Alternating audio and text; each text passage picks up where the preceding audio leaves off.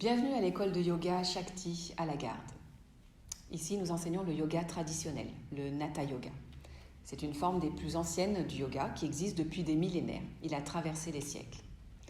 Le yoga, c'est le trait d'union du corps et de l'esprit, du souffle et de l'énergie.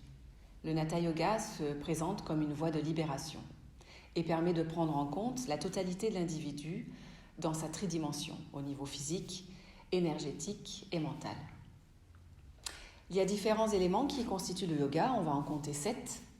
Les postures tout d'abord, ce sont les asanas qui permettent de prendre soin de notre corps physique, de l'affiner, de le tonifier, de le rendre plus souple, avec un entraînement conjoint du corps, de l'énergie et de la pensée.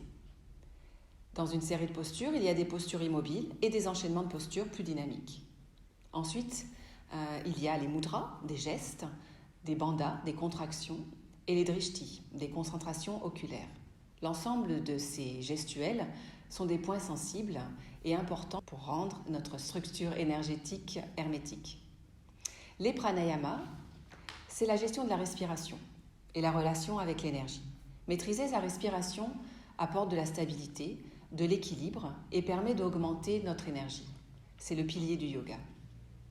Ensuite, il y a les mantras et les yantras qui servent de support pour unifier l'énergie et les pensées. Les mantras, ce sont des sons, et les yantras, des figures géométriques. Il y a aussi la concentration, ou dharana, pour contrôler les pensées par rapport à l'agitation du monde extérieur et qui précède l'état méditatif.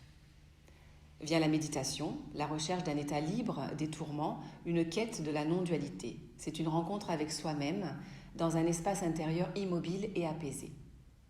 Une immersion dans l'état d'unité. Ensuite, il y a le yoga nidra, le yoga du sommeil et le yoga du rêve.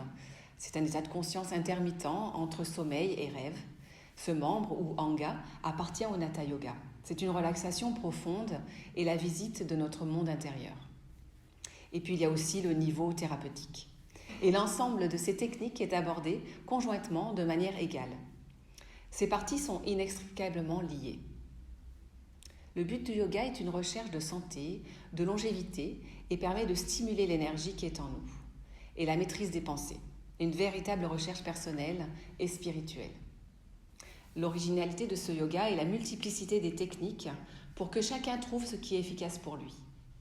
Les postures et la respiration spécifiques, plus la visualisation de la structure énergétique et les mantras.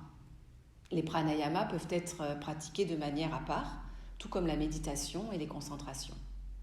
Chacun y arrive à son rythme et y trouve des bénéfices assez rapidement.